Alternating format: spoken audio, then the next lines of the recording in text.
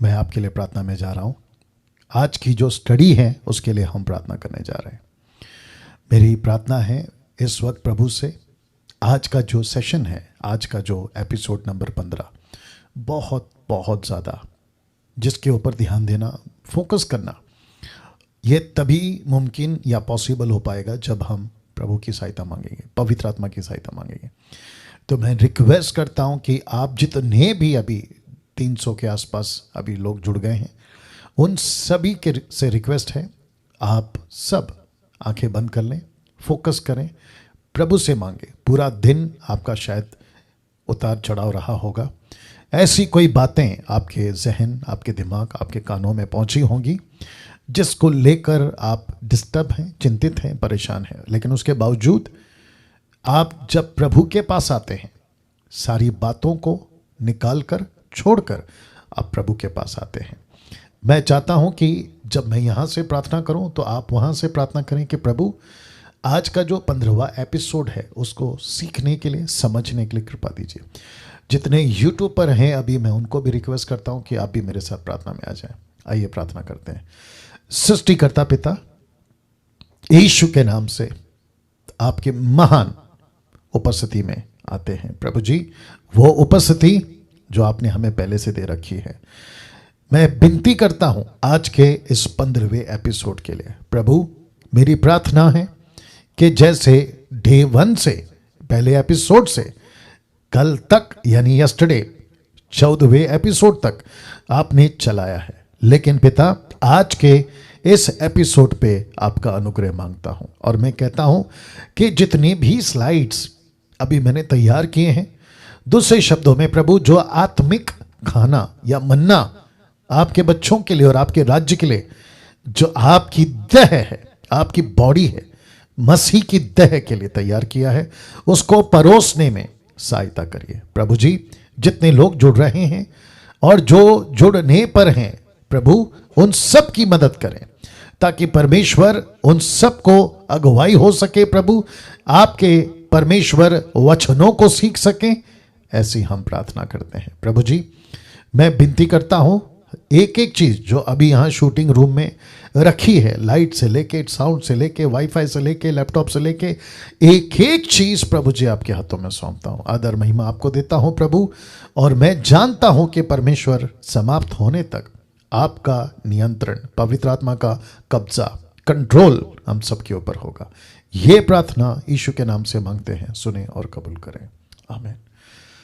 Okay जी, बेहद बेहद खुशी के साथ, उत्साहित होते हुए फिर एक और बार आपके बीच में आया हूं। ताली बजाकर हम परमेश्वर को बहुत बहुत धन्यवाद देंगे। और मैं उम्मीद करता हूं, आशा रखता हूं कि मेरी आवाज़ आप तक ठीक से पहुंच रही होगी, विजुअल भी आपकी जो स्क्रीन पर हैं वो ठीक से दिख रहा होगा। थैंक यू निर्जला जी। और साथ ही साथ आप सभी को, मतलब काफ़ी लोग हैं, डॉक्टर राजेश ये बीच में आ गया, हाँ, और भी बहुत सारे लोग हैं, सिस्टर रेखा जी हैं, और साथ में आशा विलर जी हैं, और भी बहुत सारे लोग हैं जिनको मैं, या आप सभी को मैं देखता हूँ। पास्टर हवील, आपको भी मैं देख रहा हूँ, बहुत सारे लोगों को देख रहा हूँ। गणेश यादव जी, आपको देख रहा हूँ, या काफ़ी लोगों को देख रहा हूँ, क्योंकि वो बीच बीच में जंप होता है ना, तो नाम निकल जाता है क्योंकि ऐड हो रहे लोग। तो आप सबको मैं दूसरे लैपटॉप से देख रहा हूँ ना।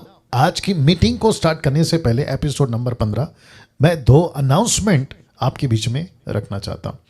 सबसे पहला अनाउंसमेंट यह है कि आप सभी के लिए जो सब्सक्रिप्शन जूम का हमने लिया था, वो लिया था 1000 का, लेकिन किसी कारणवश उसको जो है हम नहीं कर पा रहे हैं, 1000 लोग ऐड नहीं हो पा रहे। तो मैंने कहा था कि आपको कि अब 500 का डायरेक्ट कट हो जाएगा और सिर्फ 500 ही पार्टिसिपेंट्स आ सकेंगे या डीटी के लिए मेंबर्स जुड़ सकेंगे।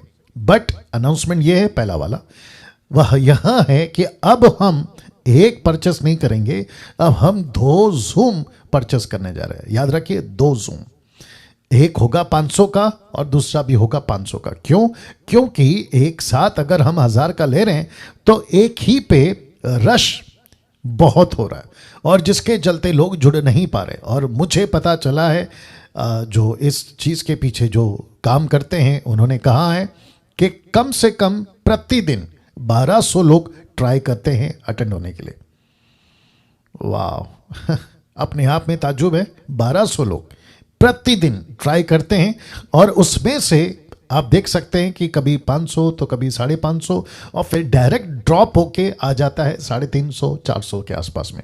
तो ऐसा ना हो उसके चलते हमने ये तय किया है कि अगले महीने से जितने YouTube के जो लोग हैं, YouTube के माध्यम से मुझे सुनते हैं DT को, मैं उनको भी कहना चाहता हूं कि अगर आप ट्राई करते हैं Zoom पर आने का तो आपके लिए अच्छी खबर है कि अभी 2 ID आपको दी जाएगी। तो नीता जी आप बहुत ध्यान से सुनिएगा, अगर आप अपना माइक ऑन करके रिस्पॉन्स दे दें। या शुक्रिया शुक्रिया। सो अभी हम क्या करेंगे कि 2 ID परचेस करेंगे, ID बोलते हैं उसको, या 2 सब्सक्राइब जी 2 लाइसेंस को हम सब्सक्राइब करेंगे Zoom का। तो ग्रुप 1 एंड ग्रुप 2 पे, यानी कि 2 ग्रुप पे अलग अलग ID जाएगी। तो 2 ग्रुप पे एक Zoom के लिए और बाकी जो 2 ग्रुप हैं व्हाट्सएप के उसके लिए 2 अलग जाएगा। तो आप लोग समझ गए शायद मेरी बातों को। तो टोटल मिला के 2 सब्सक्रिप्शन जो है हम लेंगे 500 का। और मैं जानता हूं कि इसमें पैसे लगते हैं, लेकिन जैसे मैंने पिछली बार कहा कि ऐसी कुछ लोग हैं मसीह मंथन के जो स्पॉन्सर करते हैं। अगर आप उसमें से कुछ देना चाहें, जो कि डैनियल राज कभी है ना इन बातों को नहीं करता है, लेकिन अगर आपको लगता है, आप लोग जो हैं नीता जी को संपर्क करें और उनसे आप बात करें और आपका बहुत बहुत स्वागत है। Thank you.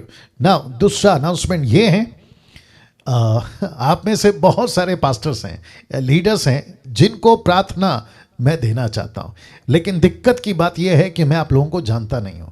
तो मैं रिक्वेस्ट करता हूं कि आप लोग नीता जी को कॉल करें और उनको कहें कि पास्टर डैनियल को कहिए कि हम प्रार्थना के लिए तैयार हैं। तो हफ्ते में 4 दिन आता है, जिसमें से कम 2 से 4 बार प्रार्थना की आवश्यकता होती है। स्टार्टिंग प्रेयर है 2-3 बार, फिर एंडिंग प्रेयर है। तो पहले से लिस्ट अगर मेरे पास होगी तो उसके हिसाब से जो है आपको हम मौका प्रार्थना का जरूर देंगे। नीता जी आपने सुन लिया?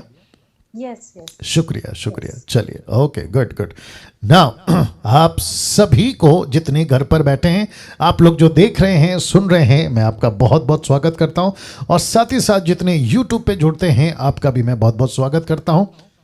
मुझे साथ ही साथ पता चला है कि बहुत सारे गांव के लोग एक साथ घर पर इकट्ठा होकर वीडियो ऑन करके आप लोग जो हैं DT को सीख रहे हैं। काबिले तारीफ है, आप लोग ऐसे ही करते रहें। साथ ही साथ Zoom के ऊपर पति पत्नी, बच्चे, माता पिता, पड़ोस के कोई विश्वासी आप इकट्ठा करके उनको भी जो है ला सकते हैं और उनको आप लोग जो हैं दिखा सकते हैं। उसका फ़ायदा ये होगा कि एक साथ बहुत सारे लोग जो हैं वो परमेश्वर के वचन को एट अ टाइम सीखने पाएंगे।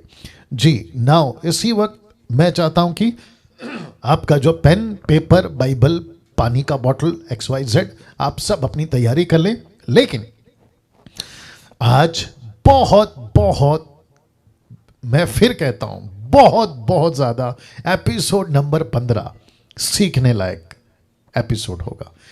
मुझे नहीं पता कि कैसे उसको आप लोग डाइजेस्ट करोगे, लेकिन बहुत मसाला है। मैं रिपीट करता हूं, बहुत मसाला है, ठीक है ना? तो अपने आप को सेटल कर लीजिए और मुझे सिर्फ 1 सेकंड दीजिए। जी या मुझे बेहद खुशी है कि मैं आप लोग के बीच में आता हूं और परमेश्वर का जो वचन है, स्टडी जो है DT के माध्यम से आपके बीच में रख रहा हूं ना। अब यहां से एपिसोड नंबर 15 स्टार्ट होता है, जो कि स्क्रीन के ऊपर आप देख सकते हैं। Discipleship training equipping the universal church with sound doctrine. इस मकसद के साथ कि मसीह की देह, द बॉडी ऑफ क्राइस्ट, एक है, अनेक नहीं है। हम सब डिनोमिनेशन का रिस्पेक्ट करते हैं, वो कोई भी डिनोमिनेशन हो, देश या विदेश का, रिस्पेक्ट सबका करते हैं। लेकिन अगर कोई भी डिनोमिनेशन यीशु की देह के साथ और यीशु की शिक्षा के साथ, यीशु के मकसद यानी मिशन के साथ अगर नहीं जुड़ी है, उस डिनोमिनेशन को जो खुद को मसीह की देह का अंग बोलती है, हम उसको स्वीकार नहीं कर सकते। आपका रिस्पॉन्स या नहीं कर सकते। क्यों? क्योंकि यीशु की बातें लेकर, यीशु का नाम लेकर, यीशु का वचन लेकर यीशु के पीछे नहीं चल रहे, तो फिर मतलब क्या हुआ?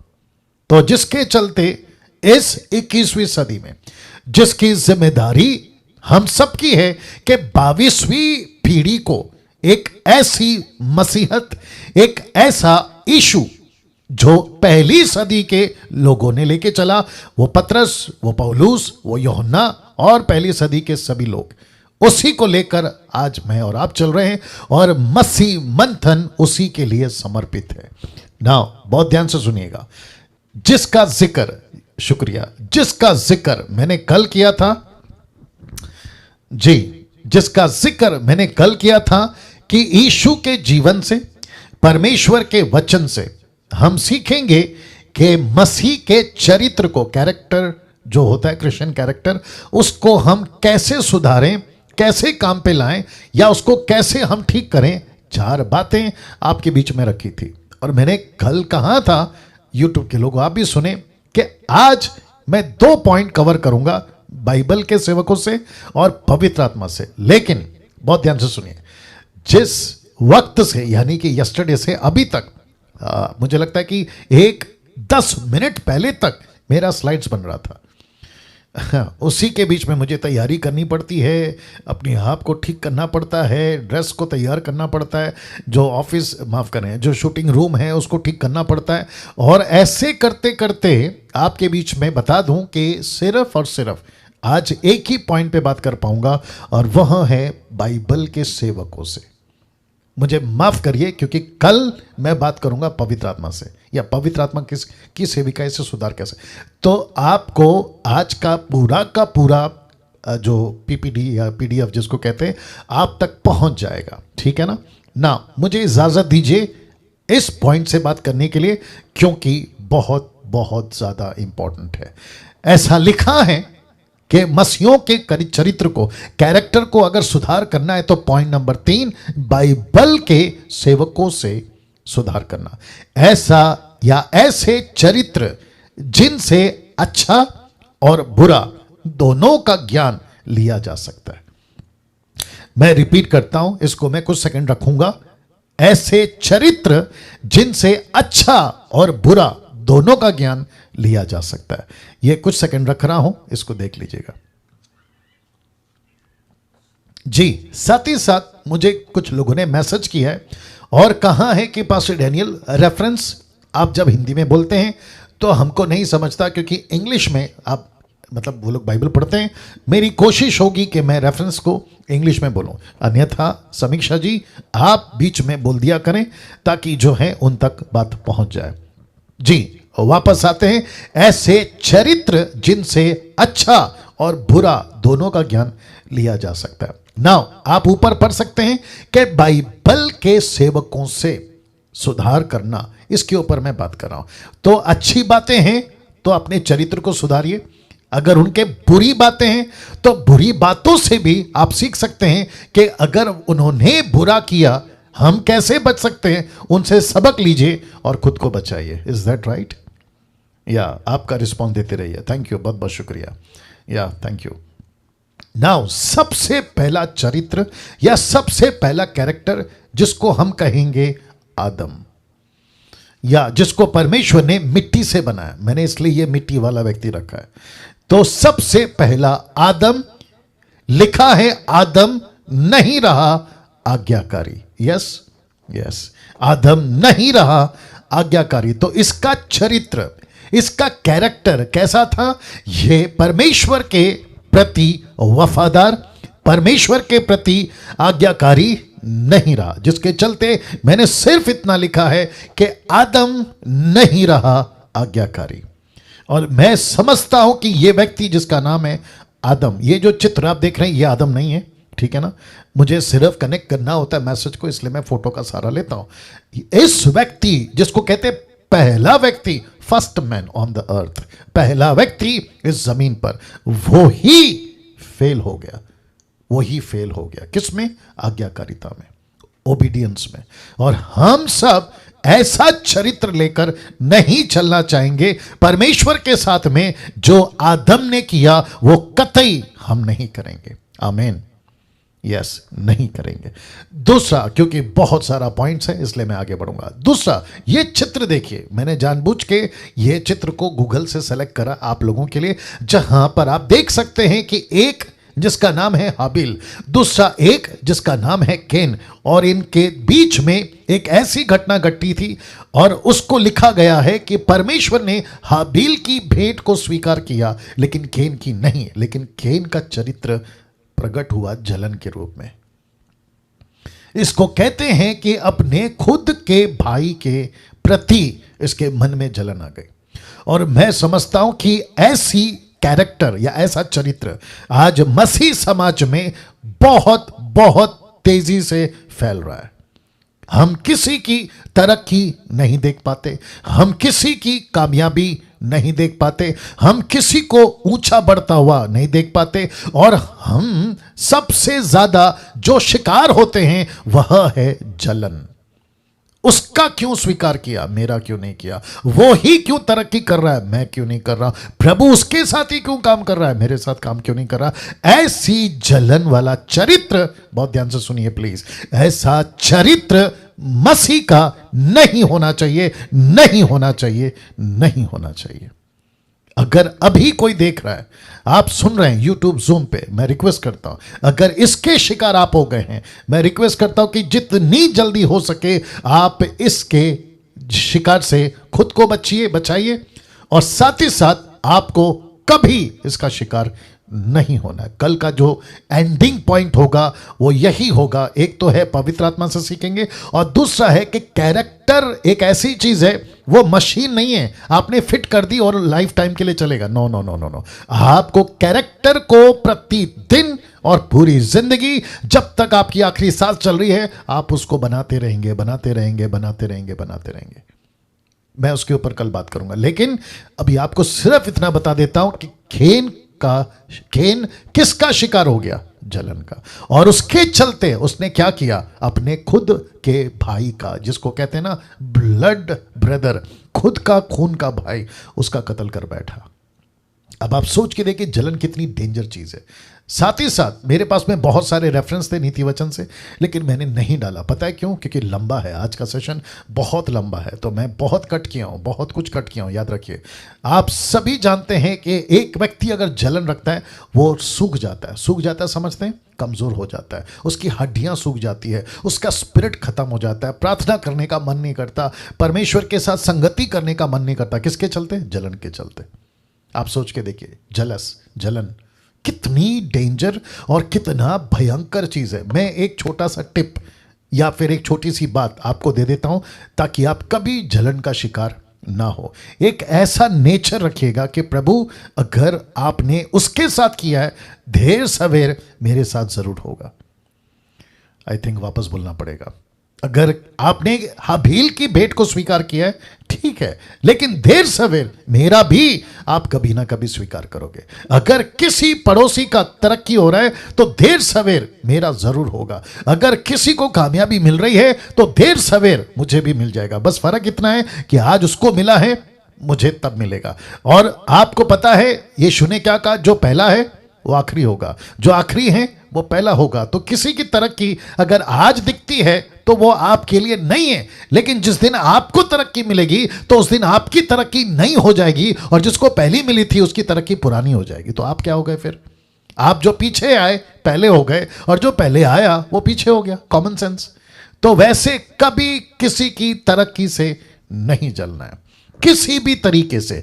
परमेश्वर की सेविकाई हो, बाहर का सेकुलर दुनिया हो, तरक्की हो, किसी ने गाड़ी खरीदा, घर खरीदा, किसी की नौकरी लग गई, किसी के पास में पैसे आ गए, कोई दिक्कत नहीं है। अप्रिशिएट करो कि प्रभु बहुत बहुत धन्यवाद, आपने मेरे भाई को ब्लेस किया, बहुत बहुत धन्यवाद, आपने मेरे पड़ोसी को ब्लेस किया, आपको उसके लिए धन्यवाद। और ऐसा व्यक्ति जो जलन नहीं रखता है, मैं आपको बताऊं, परमेश्वर उसको देखेगा और ब्लेस करेगा। तो इससे, इस व्यक्ति से जिसका नाम है केन, हम ये सीखते हैं कि कभी जलन नहीं होनी चाहिए ना।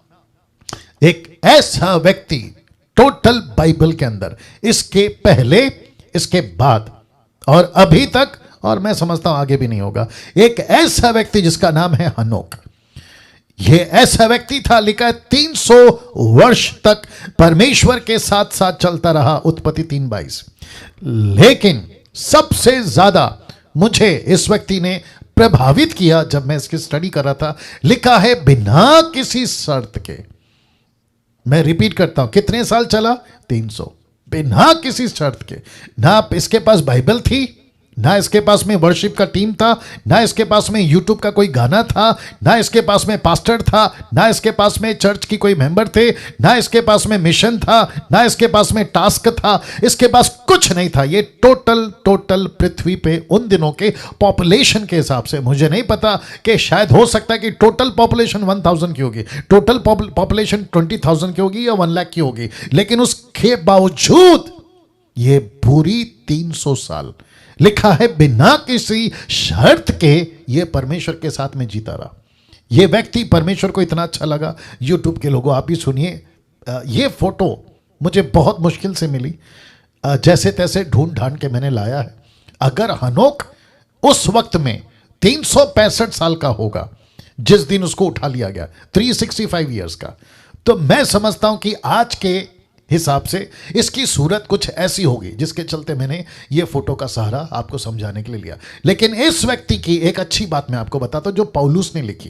क्या लिखी? देखिए, इब्रानियों 11:5 में वो कहता है, विश्वास ही से हनोक उठा लिया गया कि मृत्यु को ना देखे और उसका पता नहीं मिला, क्योंकि परमेश्वर ने, देख लीजिए, उठा लिया था, क्योंकि परमेश्वर ने उसे उठा लिया था। This was the first rapture. यह पहला रैप्चर है जो परमेश्वर ने पृथ्वी के ऊपर एक व्यक्ति के द्वारा किया, जिसका नाम है हनोक।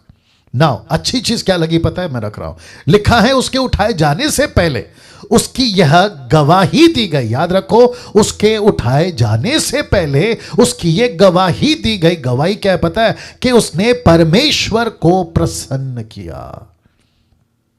वाह उसने परमेश्वर को प्रसन्न किया। ही प्लीज्ड गॉड। इसने परमेश्वर को खुश किया। यह कैसा व्यक्ति है? इसका चरित्र क्या दिखता है? इससे क्या सीख सकते हैं? प्रतिदिन, हर वक्त मैं परमेश्वर को खुश करूं। इसका टाइम पीरियड कितना है देख लीजिए, 300 साल। इधर मसीहों को 20 साल निकालना मुश्किल हो रहा है, 30 साल निकालना मुश्किल हो रहा है, 50 साल निकालना मुश्किल हो रहा है। इसने 3 सेंचुरी मारी है, 3 सेंचुरी।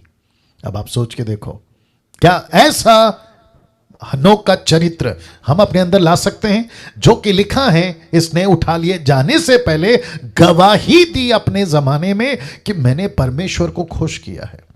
मैं चाहता हूं हम सब जितने अभी सुन रहे हैं, आप जितने भी लोग देख रहे हैं, मैं रिक्वेस्ट करता हूं कि आप सभी परमेश्वर को खुश करें, ऐसा जीवन जियो। इफिसियों 5:10 पढ़ने का टाइम मेरे पास में नहीं है। लिखा है, परखो कि परमेश्वर को क्या भाता है, वही करो जो परमेश्वर को अच्छा लगता है।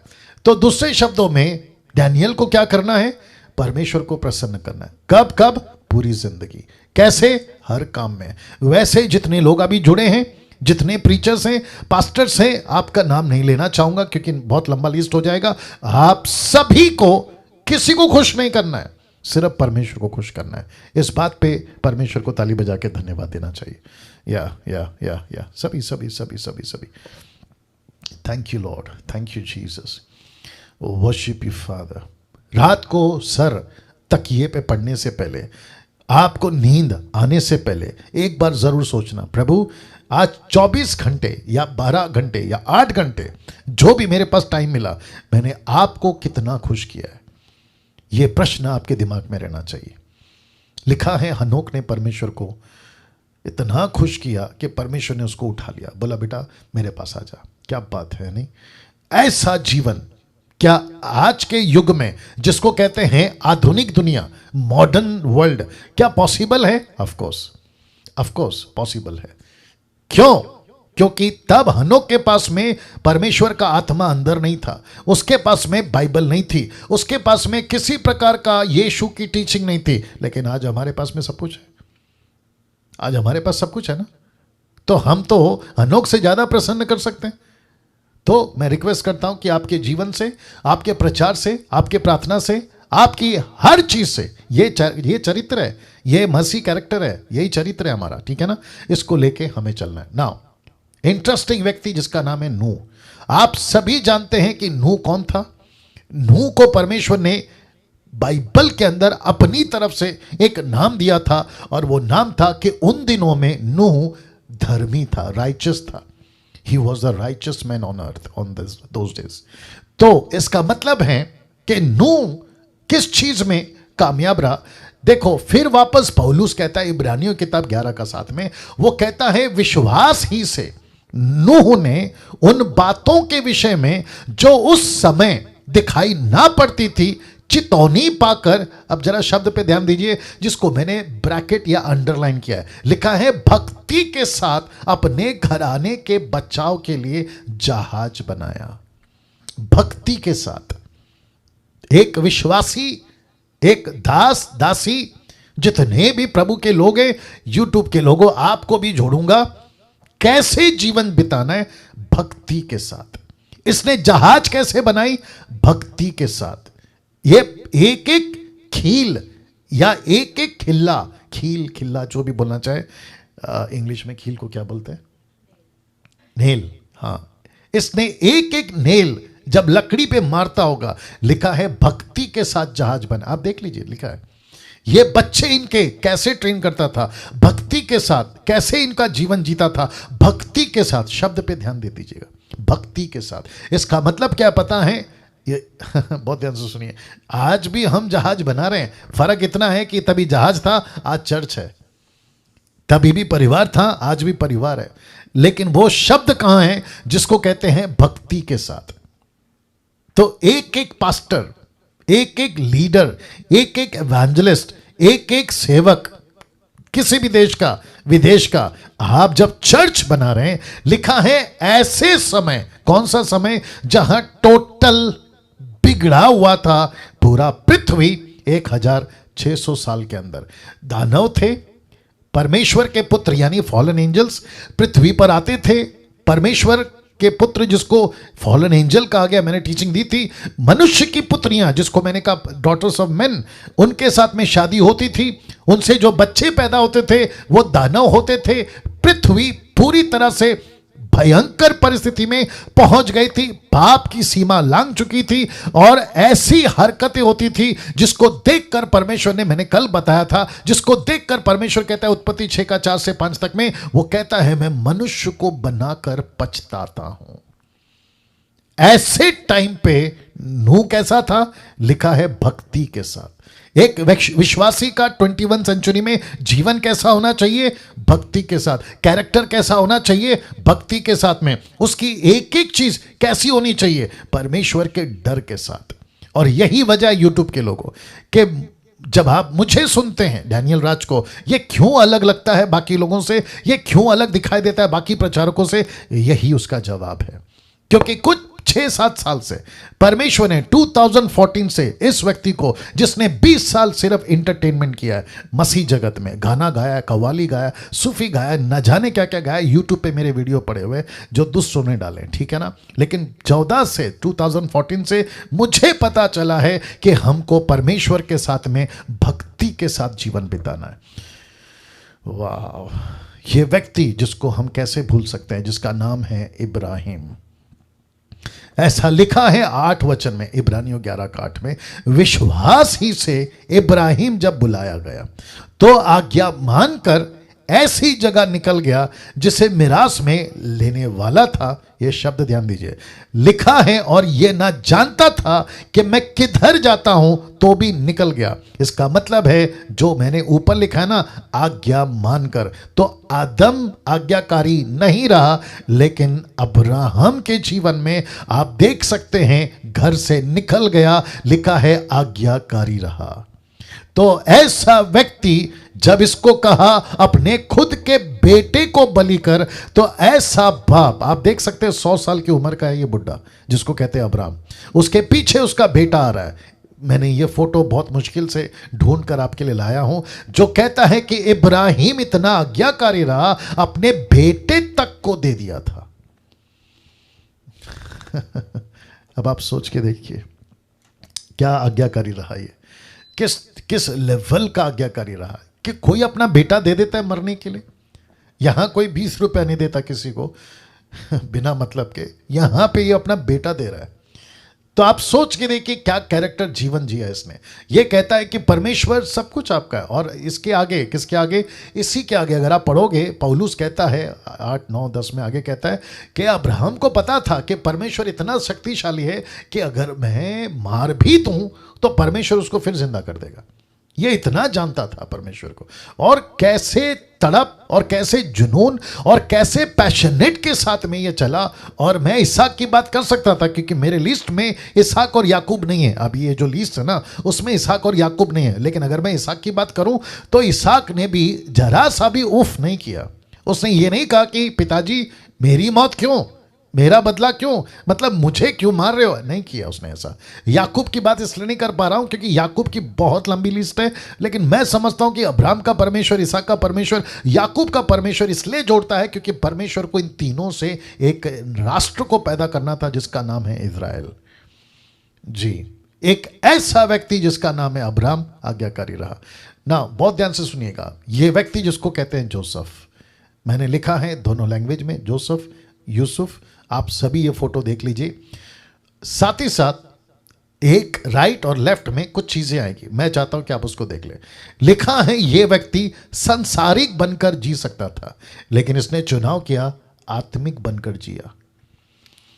अब आपको मैं बताता हूं कि संसारिक क्यों, क्योंकि जब इसको पता चला मेरा खुद के भाइयों ने मुझे बेच दिया है, मेरी उम्र कितनी है, मात्र 17 से 18 साल की, ऐसी उम्र में लड़का भटक सकता है, ऐसी उम्र में बाप नहीं है, उसके उसके उसके भाई धोखेबाज निकल गए, इसके लिए दूसरे देश में है, गुलामी की जिंदगी जी रहा है, और जैसे तैसे सब कुछ संवर गया। यूट्यूब के लोगों सुनिएगा, जैसे तैसे सब कुछ संवर गया, कुछ अच्छी पोजीशन पे आ गया, इसको एक ऐसा मौका मिला कि ये अपना चरित्र बिगाड़ सकता था। यस और नो, या ये बिगाड़ सकता था। पोतीपर की पत्नी के साथ मिलकर यह अपना चरित्र बिगाड़ सकता था। इसलिए लिखा है संसारिक बनकर जी सकता था, लेकिन ऐसे टाइम पे भी इसने क्या चुनाव किया पता है? पिताजी नहीं है तो क्या हुआ, भाइयों ने धोखा दिया तो क्या हुआ, समाज मेरे विरोध में है तो क्या हुआ, मैं गुलामी की जिंदगी जी रहा हूं तो क्या हुआ, मैं जहां रहता हूं वो ऐसा देश है, एक ऐसा राष्ट्र है जिसको कहते हैं इज़राइल, यहां पे 2000 से भी ज्यादा देवी देवता हैं, लकड़ी को पूजते, पत्थर को पूजते, मेंढक को पूजते, सांप की पूजा करते, ऐसों के बीच में रहता हूं तो क्या हुआ। उसके बावजूद इसके मुंह से निकला कि परमेश्वर मुझे देख रहा है। वाह, क्या बात है नहीं? ऐसा व्यक्ति कहता है कि मैं सांसारिक जीवन जी सकता था, लेकिन मैंने चुनाव किया आत्मिक जीवन बनने का, लेने का या चलने का। अब आप सोचिए, मैं चाहता हूं कि खुद को रखिए, अपने आप को इसकी जगह पे रखिए। अगर ऐसा मौका आपको मिलता, आपका चरित्र क्या करता? आपको पता है 99.9% हम यही चुनाव करते, यार कितना अच्छा पैसा मिल रहा है, ले लो, बाद में देखेंगे, माफ़ी मांग लेंगे। यार कितना अच्छा मौका मिल रहा है, पाप कर लेते हैं, बाद में माफ़ी मांग लेंगे। प्रभु तो सब जानता है, प्रभु हमको दोबारा चांस देगा, नेक्स्ट चांस दे देगा, लेकिन अभी जो मज़ा है वो ले लेते हैं। बाद में जाके प्रभु से माफ़ी मांगेंगे, 3 दिन 10 दिन 40 दिन फास्टिंग में जाएंगे, प्रभु माफ़ कर देगा। नो, ऐसा नहीं हो सकता। इसलिए इसने चुनाव क्या किया पता है? मैंने जब ये टीचिंग दे रहा था ना, आपको याद होगा, अगर आप एक बार मना करते हैं तो आपको बार बार मना करने की नौबत नहीं आएगी, लेकिन अगर एक बार मना नहीं करते हैं तो आपको पूरी जिंदगी मना करने की नौबत आएगी। एक बार यस तो हमेशा का यस, एक बार नो तो फिर आप सोचो हमेशा का नो। इसीलिए आपका जो चुनाव है ना, ये बहुत मैटर करता है। इस लड़के से हम ये सीख सकते हैं, किससे? जिसका नाम है जोसेफ। संसारिक बनकर जी सकता था, लेकिन आत्मिक बनकर जिया। आई होप कि ये पॉइंट आपको समझ आ गया और आप लोग जो हैं इसको सीख गए हैं। Thank you so much. Now Musa, जिसको मैंने नाम दिया है त्याग का जीवन, आप देख सकते हैं इसका त्याग कैसा था। मैं रख रहा हूं इब्रानियों किताब 11 का 24 से 26 में लिखा है, विश्वास ही से मूसा ने सियाना होकर, बहुत ध्यान से सुनिएगा, लिखा है फिरौन की बेटी का पुत्र, यानी कि फिरौन की बेटी का बेटा कहलाने से इनकार किया। लेकिन इसने इनकार कब किया पता है? जब ये सियाना हो गया, मैच्योर हो गया, परिपक्व हो गया, इसको पता चल गया कि जीसस क्राइस्ट गेट रेडी के संसार के अंदर दुख, संसार के अंदर सुख भोगने से अच्छा, शब्द रख रहा हूं, परमेश्वर के लोगों के लिए दुख भोगना उत्तम है। इसलिए कि उसे पाप में थोड़े दिन के सुख भोगने से परमेश्वर के लोगों के साथ दुख भोगना उत्तम लगा। इसलिए मैंने लिखा है कि मूसा का जीवन त्याग का जीवन है। मैं चाहता हूं कि मैं कुछ सेकंड यहां रुक जाऊं और मैं चाहता हूं कि इसके ऊपर आप लोग थोड़ा सा फोकस करें। जब मैं स्लाइड बना रहा था तो मेरा ध्यान इस आदमी के ऊपर गया जिसका नाम है मूसा, त्याग का जीवन। Glory to God. एक ऐसा लड़का या एक ऐसा बच्चा जिसके कुछ ही महीने के बाद इसकी ओरिजिनल मां इसके साथ नहीं रहती।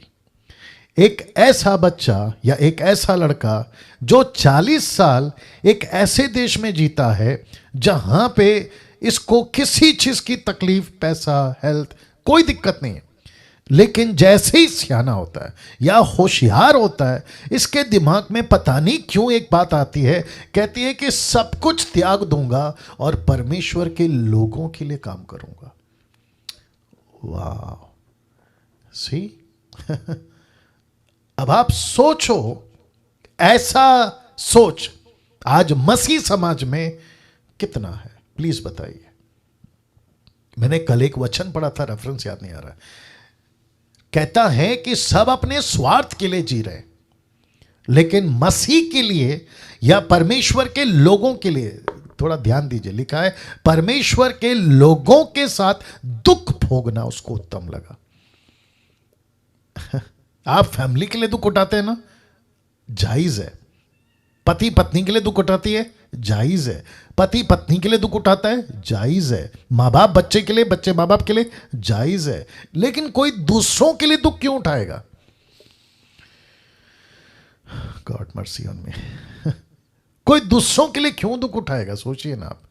ऊपर से मैं मूसा की जब स्टडी दे रहा था, इसका कुछ नहीं लेना देना है, लेकिन 6 लाख लोग सुबह देखो गालियां दे रहे, झगड़ा कर रहे, इसको भला बुरा कह रहे, रात को देखो इसको भला बुरा कह रहे, पानी नहीं है तो इसी को डांट लगा रहे, खाना नहीं है तो इसी को डांट लगा रहे, जंगल में लेके आया तो इसी को डांट लगा रहे। इसको क्या पड़ी थी जरा सोच के देखिए। वैसे ही अभी जितने भी प्रीचर्स मुझे सुन रहे जो मसीह मंथन के, आप लोगों को क्या पड़ी है कि जूम पे आओ, फिर फेसबुक पे आओ, फिर प्रचार करो, परमेश्वर का काम करो, और ऊपर से कभी ऐसे वाले विरोध में तो कभी वैसे वाले विरोध में, और ऊपर से अपना खुद की समस्या। ये सब क्यों? एक व्यक्ति जिसका चरित्र मसीह का हो जाता है, वो ऐसा जीवन जीता है, वो ऐसा जीवन जीता है। और मेरी आप सभी से रिक्वेस्ट है, अगर ऐसा जीवन जीना है, जिसको कहते हैं त्याग का जीवन जीना है, तो आपका स्वागत है। लेकिन अगर आप मसीह में होकर ये कहते हो कि प्रभु पहला मेरा घर बाद में तेरा घर, पहला मेरा काम बाद में तेरा काम, पहला मेरे लोग बाद में तेरे लोग, ऐसे लोगों को प्रभु खुद भी और मैं भी नमस्ते करता हूं कि आप जा सकते हैं, संसार में जाइए, आपका जीवन जिए, मर के कहीं जाना है, क्या करना है वो प्रभु देख लेगा, लेकिन कम से कम मसीह की देह में स्वार्थी लोग नहीं चाहिए। वाह, स्वार्थी लोग नहीं चाहिए। या जरा सोचिए, मैंने इसलिए लिखा है त्याग का जीवन। आप में से बहुत सारे लोग, अभी मैं नाम नहीं लेना चाहूंगा, बहुत सारे लोग अपने खुद के पैसे से काम कर रहे हैं, अपनी एनर्जी दे रहे हैं, अपना वक्त दे रहे हैं, ऊपर से आप लोग डेडिकेटेड हैं। ये सब किसके लिए? ठीक मूसा की तरह जीवन जी रहे आप लोग। इसलिए लिखा है जब वो सियाना हो गया। अगर मैं मेरी बात करूं तो बहुत बड़ी बात हो जाएगी, लेकिन मैं नहीं करना चाहता हूं। और मुझे पता है कि मेरा परिश्रम जो मैं कर रहा हूं वो व्यर्थ नहीं जाएगा, जिसका प्रतिफल परमेश्वर यहां दे तो भला, ना दे तो भला, लेकिन ऊपर मेरा पैसा कमाया जा रहा है। ऊपर स्वर्ग में मेरी बैंक बैलेंस यहां पे कितनी है, लेकिन वहां कितनी है ये मैं पक्का बता सकता हूं। वैसे ही हर कोई जो मसीह का जीवन, त्याग का जीवन जी रहा है। मैं आपको कहना चाहता हूं, जितने भी ऐसे यूट्यूब पे आप लोग अपनी पीठ थपथपाइए, खुद को शाबाशी दो कि प्रभु मुझे कोई नहीं पूछता, ये बात सही है। मेरी कोई शाबाशी नहीं करता, ये बात सही है। मेरी कोई तारीफ नहीं करता, ये बात सही है। लेकिन मैं उसके बावजूद दुख उठाने को तैयार हूं। मैं दुख उठाने को तैयार हूं। मूसा का त्याग का जीवन से हम ये चरित्र सीखते हैं कि मरते दम तक वो लोगों के लिए जिया। पर किसके, कौन से लोग? परमेश्वर के लोगों के लिए।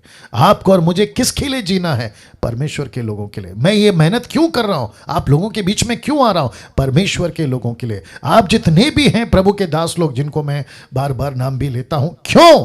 परमेश्वर के लोगों के लिए। इस कैरेक्टर को बना के रखिए, इस चरित्र को बना के रखिए। मैं जानता हूं कि परमेश्वर आपके साथ बहुत बड़ा काम करेगा। वाह! जोशुआ एक ऐसा व्यक्ति जिसको कहते हैं यहोशू हिंदी में। वचन को देखिए क्या लिखा है। एक काम करता हूं, पहले बता देता हूं। यह व्यक्ति ऐसा था जो ठीक इस लीडर के पीछे आया था, या बाद में आया था, इस लीडर के जिसका नाम है मूसा। इसने क्या नहीं सीखा इस लीडर से जिसका नाम है मूसा? इसने अपने लीडर से सबसे बड़ी बात क्या सीखी पता है? इसने सीखी कि परमेश्वर को कैसे ढूंढते हैं। इसने सीखा कि परमेश्वर की आवाज को कैसे सुनते हैं। मैं आपको फिर से बता दूं कि यहोशू की पुस्तक में यहोशू को जब जब लड़ाई लड़नी थी, जब जब युद्ध करना था, सिवाय एक घटना के, फिर कभी उसके ऊपर वीडियो बनाऊंगा, लेकिन 99.9% यह प्रभु को पूछता था क्या करूं, यह प्रभु को पूछता था जाऊं कि नहीं जाऊं, यह प्रभु को पूछता था लड़ूं कि नहीं लड़ूं। और इसने यह सीखा था, इसलिए लिखा है, जरा देखिएगा, नीति वचन 27 का 18, the book of proverbs chapter 27 verse 18 लिखा है, जो अंजीर के पेड़ की रक्षा करता है वह उसका फल खाता है। ओके, अब सुनो। इसी रीति से जो अपने स्वामी की सेवा करता है उसकी महिमा होती है। वाह! ये उसका स्वामी कौन था? ये आदमी जिसका नाम है मूसा। इसने इसकी क्या की थी? इसने उसकी सेवा की थी। इसलिए लिखा है ना, नून का पुत्र यहोशू जो मूसा का नौकर था। निर्गमन 33 का 11, एक्सोडस चैप्टर 33 वर्स 11। यस और नो? एक ऐसा व्यक्ति जो अपने परमेश्वर की सेवा कर रहा हो, अपने पास्टर की सेवा, दूसरे शब्दों में उसके लीडरशिप में। मैं अंत इसी से करूंगा आज। ऐसे लीडरशिप में जो चलता है, लिखा है उसकी महिमा होती है। मैं आपको बता दूं, मेरे पास में इस आदमी के ऊपर बहुत सारा पॉइंट बनाना था, लेकिन मैं रखूंगा आपके बीच में। इसने एंड कैसे किया पता है? अपने चैप्टर को मैं बताऊंगा आपको। इस व्यक्ति ने क्या क्या नहीं किया। यरीको की दीवार गिराई, उसके बाद में यरदन नदी को पार किया, और सबसे बड़ी चीज मैं भी रखने जा रहा हूं, दानव जैसे निफेलियंस लोगों को कत्ल करता करता युद्ध जीतता जीतता आगे बढ़ा। इसमें लिखा है कि जो स्वामी की सेवा करता है उसकी महिमा होती है। तो मैं रिक्वेस्ट करता हूं कि आप लोग जितने भी हैं, आपका जो भी लीडर है, लेकिन लीडर सही होना चाहिए। आपका जो भी पास्टर है, लेकिन पास्टर सही होना चाहिए। आप जिसके भी अंडर लीडरशिप के अंडर में, वो लीडर सही होना चाहिए। इंग्लिश में कहते हैं follow your pastor if he follows his master. इसका मतलब है कि अगर वो अगुवा सही है, अगर आप उसकी सेवा कर रहे हैं, दूसरे शब्दों में आप उसकी सुन रहे हैं लीडरशिप के मामले में, आपकी महिमा होगी। वाह! आपकी महिमा होगी। प्रभु आपको इज्जत देगा, प्रभु आपको तारीफ देगा, प्रभु आपको ऊंचा पर उठाएगा। इस व्यक्ति ने यही किया ना। इसकी लेटर देखो, ये थोड़ा लंबा है, बट मैं चाहता हूं कि आप इसके ऊपर ध्यान दें। लिखा है, फिर यहोशू ने इजराइल के सब गोत्रों को शकेम में इकट्ठा किया और इजराइल के वृद्ध लोगों को, यानी कि बुजुर्ग लोगों को, और मुख्य पुरुषों को, और न्यायियों और सरदारों को बुलवाया, और वे परमेश्वर के सामने उपस्थित हुए। वचन 2, तब यहोशू ने उन सब लोगों से कहा, इज़राइल का परमेश्वर यहोवा इस प्रकार कहता है कि प्राचीन काल में इब्राहिम और नाहोर का पिता तेरह आदि तुम्हारे पुरखा, बहुत ध्यान से सुनिएगा, पहली बार लिखा है परात महानंद के उस पार रहते हुए दूसरे देवताओं की उपासना करते थे। इसका मतलब है कि इब्राहिम भी किसी दूसरे देवता की आराधना करता था, नाहोर भी किसी दूसरे देवताओं की आराधना करता था, उसकी जो पूर्वज है वो दूसरे देवताओं की आराधना करता था। ऐसा इब्राहिम को जब उत्पत्ति 12 में आवाज थी तो अपने देवी देवता, घर परिवार, कल्चर, रिलेशन सबको छोड़कर एक ऐसे देवता जिसका नाम है एलोहिम, जिसका नाम है आदोनाई, जिसका नाम है यहोवा, उसके पीछे निकल पड़ा। और जिसके लिए परमेश्वर कहता है कि इब्राहिम बाप है विश्वास का, इब्राहिम बाप है विश्वास का।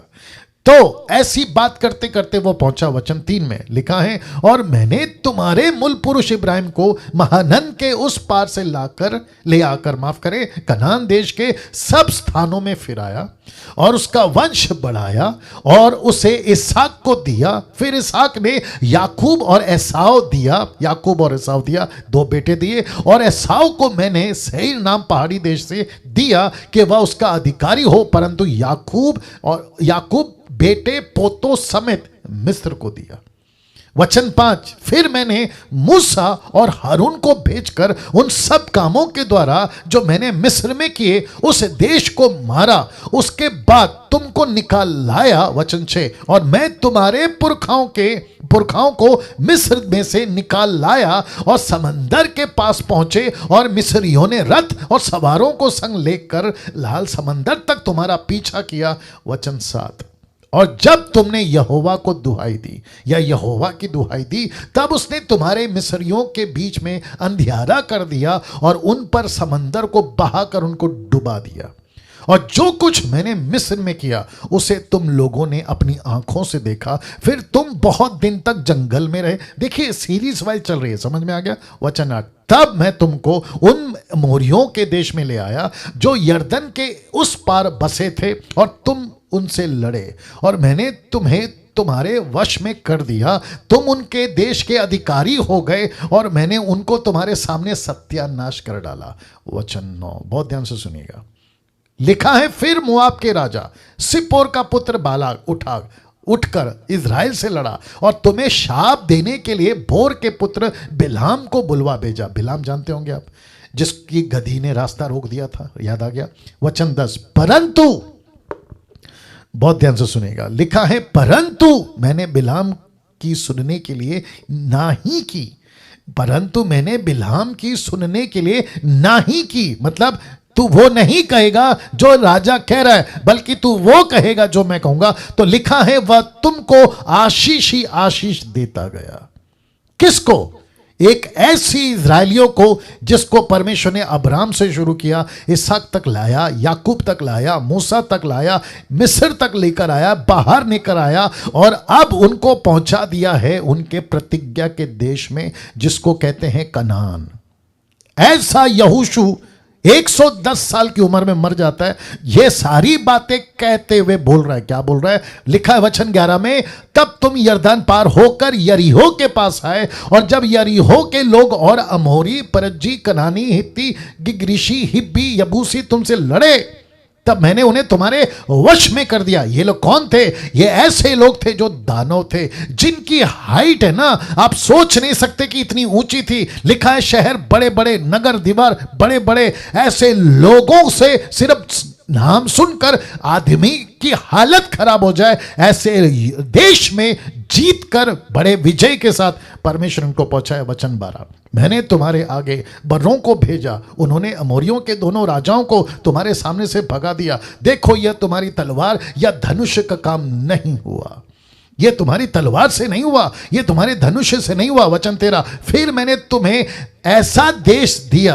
ध्यान से सुनना, जिसमें तुमने परिश्रम ना किया था, ऐसे नगर भी दिए जिसमें तुमने ना बसाया था, तुम उसमें और तुम उनमें बसे हो। जिन दाख और जलपाई के बगीचों के फल तुम खाते हो, उसमें उन्हें तुमने नहीं लगाया था। वचन 14, इसलिए, अब इसको ध्यान से सुनना, यह है कंक्लूजन, इसलिए अब यहोवा का भय मानकर उसकी सेवा खराई सच्चाई से करो। जिन देवताओं की सेवा तुम्हारे पुरखा महानन के उस पार और मिस्र में करते थे, उन्हें दूर करके यहोवा की सेवा करो। वचन 15, यदि और यदि यहोवा की सेवा करनी हो, तुम्हें बुरी लगे, तो आज चुन लो कि तुम किसकी सेवा करोगे। चाहे उन देवताओं की जिनकी सेवा तुम्हारे पुरखा महानंद के उस पार करते थे, चाहे अमोरियों के देवताओं की सेवा करो जिनके देश में तुम रहते थे, परंतु मैं तो अपने घराने समेत यहोवा की सेवा नित्य करूंगा। मैं परमेश्वर की सेवा हमेशा करूंगा। कौन कह रहा है? जोशुआ कह रहा है। कैसे शुरू किया? अब्राहम से। कहां पहुंचा? इसहाक के पास। फिर कहां गया?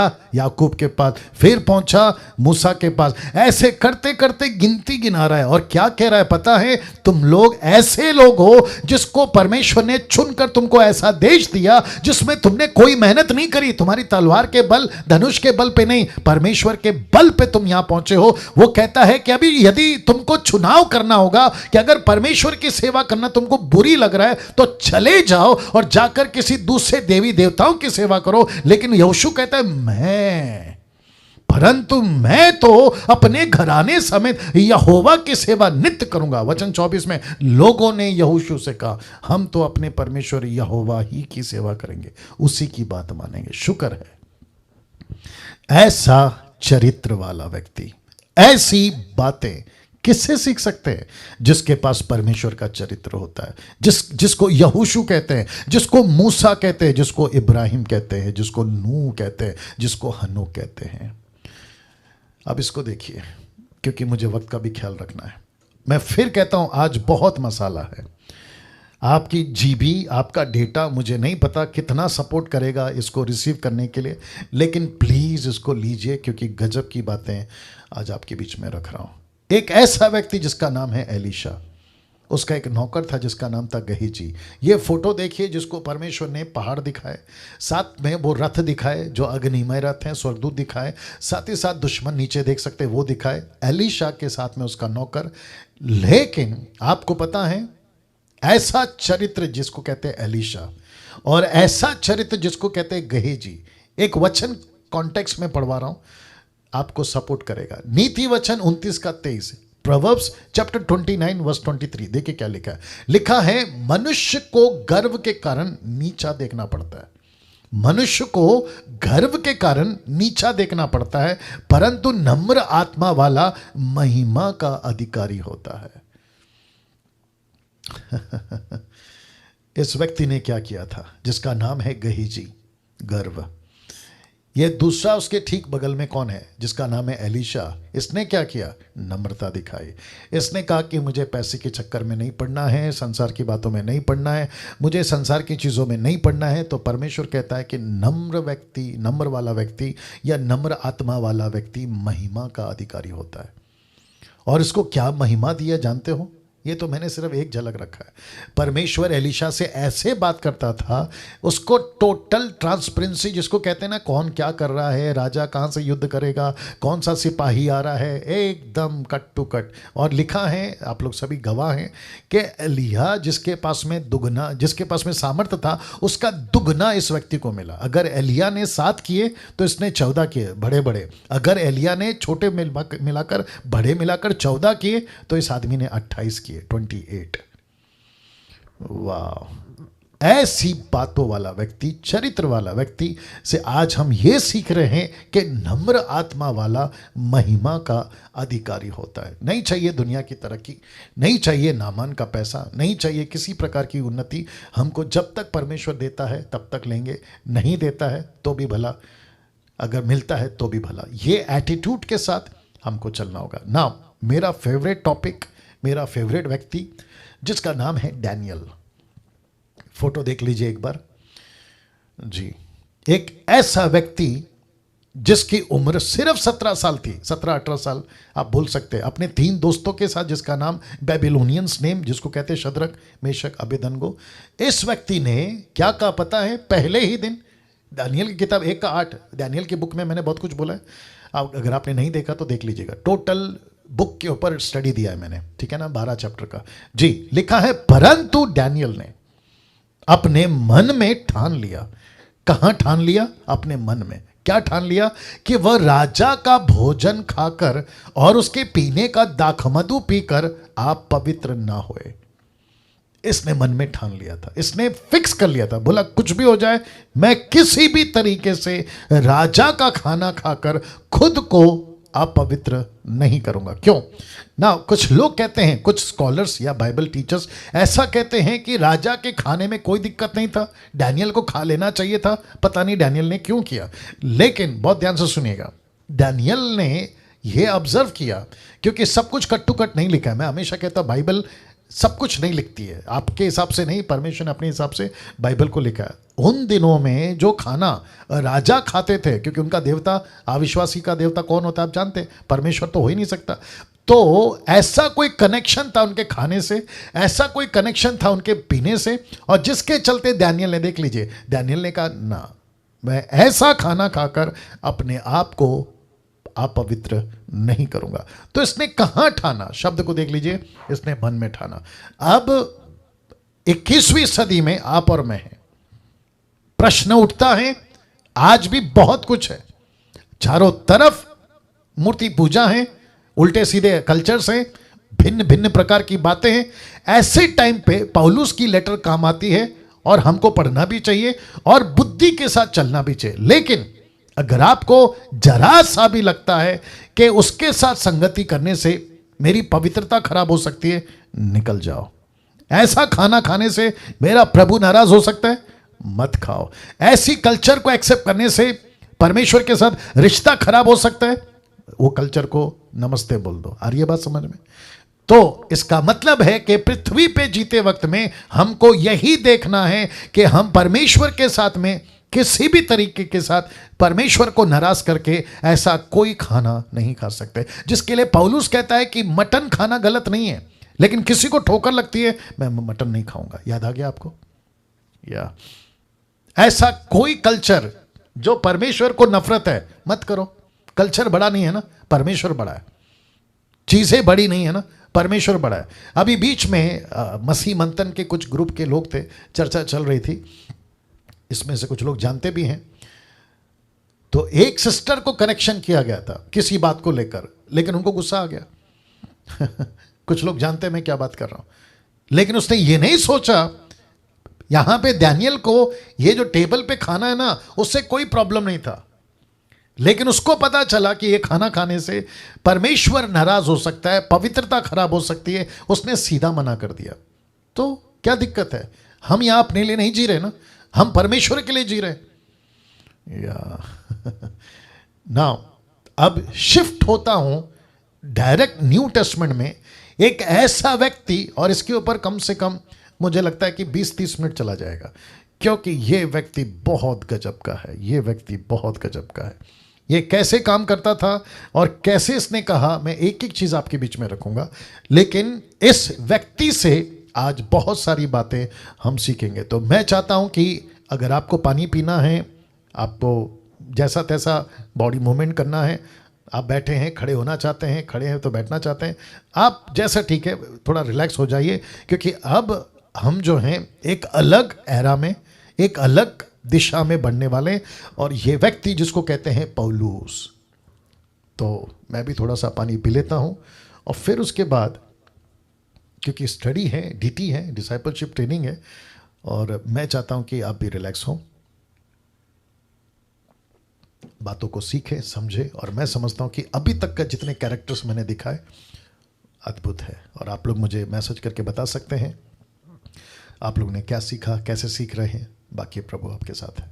ओके, आई होप आप लोग तैयार हैं। एक ऐसा व्यक्ति जिसको कहते हैं पौलुस, थैंक यू निर्जला जी, एक ऐसा व्यक्ति जिसको कहते हैं पौलुस, इसका एक ऐसा स्टेटमेंट जिसको मैं यूट्यूब पे भी एडिट करके डालूंगा। ये कहता है कौन? पौलुस, मेरी सी चाल चलो। ये दरअसल कहना चाहिए यीशु की चाल चलो, बल्कि ये कहता है मेरी सी चाल चलो। अब इस स्टेटमेंट को बहुत सारे लोगों ने कंट्रोवर्शियल करके इसके ऊपर बातें करी। किसी ने कहा कि पौलुस खुद को यीशु कह रहा है, कुछ लोग कहते हैं कि है ना पौलुस यीशु से भी बड़ा बना रहा है। No no no no no no no, किसी भी चीज को, किसी भी स्टेटमेंट को कॉन्टेक्स्ट में पढ़ना, संदर्भ में पढ़ना बहुत जरूरी है। तो मैं फिर से आप लोगों को रिक्वेस्ट करूंगा कि आपके पास में अभी जो 20-30 मिनट बचा है मेरे पास में, अब इस व्यक्ति और इसके स्टेटमेंट पे फोकस करेंगे। और मैं वापस कहता हूं कि मेरे 28 साल के मिनिस्ट्री में मैंने इस विषय पे कभी बात नहीं की। ये फर्स्ट टाइम है जो मैं डीटी में बात कर रहा हूं, डिसाइपलशिप ट्रेनिंग में। ना आइए देखते हैं इसने कैसे कहा था। वापस कहता हूं, पौलुस कहता है मेरी सी चाल चलो। कहां लिखा है? 1 कुरिन्थियों 11:1, 1 Corinthians chapter 11 verse 1 कहता है तुम मेरी सी चाल चलो जैसा मैं मसीह की सी चाल चलता हूं। इंग्लिश में लिखा है फॉलो मी, फॉलो मी। ये वही शब्द है जो यीशु भी कई बार कह चुका है, मैं रखूंगा उसको। साथ ही साथ 1 कुरिन्थियों 14:16 सो मैं तुमसे विनती करता हूं कि मेरी सी चाल चलो। तो सबसे पहले यहां पे कहता है मेरी सी चाल चलो, फिर कहता है 14:16 में मेरी सी चाल चलो। अब बात करते हैं यीशु की। ये चित्र देख लीजिए। यीशु कहते हैं मत्ती का 16:24 में, तब यीशु ने अपने चेलों से कहा यदि कोई मेरे पीछे आना चाहे तो अपने आप का इनकार करे, अपना क्रूस उठाए और मेरे पीछे हो ले। मत्ती 19:21 कहता है जवान लड़के से यीशु ने कहा उससे, क्योंकि वो धनवान था, उसने कहा यदि तू सिद्ध होना चाहता है तो जा अपना माल बेचकर कंगालों को दे दे, मुझे तुझे स्वर्ग में धन मिलेगा, आकर मेरे पीछे हो ले। तो यहां पे पौलुस कहता है मेरे पीछे चलो, यीशु कहता है मेरे पीछे चलो। अब यहां पे कॉन्ट्रडिक्ट है। तो कुछ बुद्धिजीव, कुछ मूर्ख टाइप और कुछ अधूरे ज्ञान वाले इस बात को लेकर गड़बड़ ऑलरेडी कर चुके हैं। लेकिन इस वक्त आपके बीच में मुझे इस बात को क्लियर करना है। आपके बीच में सबसे पहले रख देता हूं जो यीशु ने कहा था। ऐसे ही एक्सक्यूज मी, ऐसे ही यीशु ने कम से कम 17 बार कहा फॉलो मी, टोटल 4 किताबों में। मैं रिपीट करता हूं, कितनी बार? 17 बार। मत्ती की पुस्तक में 5 बार, मरकुस की पुस्तक में 3 बार, लूका की पुस्तक में 4 बार, यूहन्ना की पुस्तक में 5 बार। ये यूहन्ना का जो स्पेलिंग है हिंदी में ऊंच गड़बड़ हुआ है, बट आप लोग यूहन्ना समझिएगा। तो ऐसे करके टोटल हो गए जी 17 बार। 17 times Jesus said follow me, follow me, follow me. अब प्रश्न उठता है why Paul is saying follow me. So what is the context? Follow me का ट्रांसलेशन जो कि मैं अभी आपके बीच में रख सकता हूं, पौलुस कहता है इमिटेट मी। इमिटेट का मतलब क्या होता है पता है? इमिटेट का मतलब है मैं जैसा जीवन जी रहा हूं वैसा तुम जियो, मैं जैसी बातें कर रहा हूं वैसे तुम बातें करो, मेरा जैसा बिहेवियर है वैसा तुम्हारा बिहेवियर हो। तो जिसको कहते हैं इमिटेट मी। तो पौलुस ने, अब इसका कॉन्टेक्स्ट क्या मैं रखने जा रहा हूं। पौलुस, माफ करें, कभी भी पौलुस ने यीशु से बड़ा खुद को कभी नहीं बनाया। पौलुस की लेटर है कम से कम 13 से 14। आपको एक भी जगह पे पौलुस ने कभी भी यीशु को नीचे, खुद को बड़ा नहीं किया, राइट? उल्टा वो कहता है मैं तो पापियों में सबसे नीचे, छोटा, मुझ पर तो अनुग्रह हुआ है। बहुत सारी बातें फिर कभी बात करूंगा। तो कॉन्टेक्स्ट क्या है आइए देखते हैं। क्यों कहा पौलुस ने मेरे पीछे चलो? तो सब लोग तैयार हैं? एक बार अपना हाथ उठाकर बता दे सभी लोग। या thank you, thank you, thank you. Now ये तिमोथी हैं, ये पौलुस है, ये फिलिपींस के लोग हैं, ये पौलुस है, ये थिस्सलुनीकी के लोग हैं, ये पौलुस है। क्योंकि पौलुस ने फिलिपियों की किताब को, थिस्सलुनीकी की किताब को, तिमोथी की किताब को और अपने उन दिनों के लोगों को कहा मेरे पीछे चलो। तो लिखा है पौलुस जिनको सुसमाचार सुनाता था, पौलुस जिनको सुसमाचार सुनाता था उनके पास बाइबल नहीं होती थी। वाह। तो जिसके पास में बाइबल नहीं है वो यीशु को फॉलो कैसे करेगा? जिसका प्रचार, यीशु का प्रचार पौलुस कर रहा है वो पौलुस को ही सुनेगा। उसके लिए पौलुस ही प्रेरित है, उसके लिए पौलुस ही बाइबल है, उसके लिए पौलुस ही सुसमाचार है, उसके लिए पौलुस ही उनकी मत्ती की किताब, मरकुस की किताब, लूका की किताब है। तो ऐसों को पौलुस कह रहा है मुझे आचरण करो, मेरे को इमिटेट करो। क्यों? मैं रख रहा हूं, मैं रख रहा हूं, मैं रख रहा हूं, क्योंकि पौलुस कहता है मैं रख रहा हूं। पौलुस कहता है तुम मेरी सी चाल चलो जैसा मैं मसीह की चाल चलता हूं। अब देखो क्या गड़बड़ है। तो जिसके चलते मैं ये बता चुका हूं कि 17 बार यीशु ने कहा मुझे फॉलो करो। कॉन्टेक्स्ट क्या है मैंने रख दिया और अभी आगे और रखूंगा। पौलुस जिनको सुसमाचार सुनाता था उनके पास बाइबल नहीं होती थी। अब ध्यान से सुनना, पौलुस के पास में यूनानी भाषा वाले यहूदी वो अलग, फिर उसके बाद में लैटिन वो अलग, फिर उसके बाद में अरामिक वो अलग।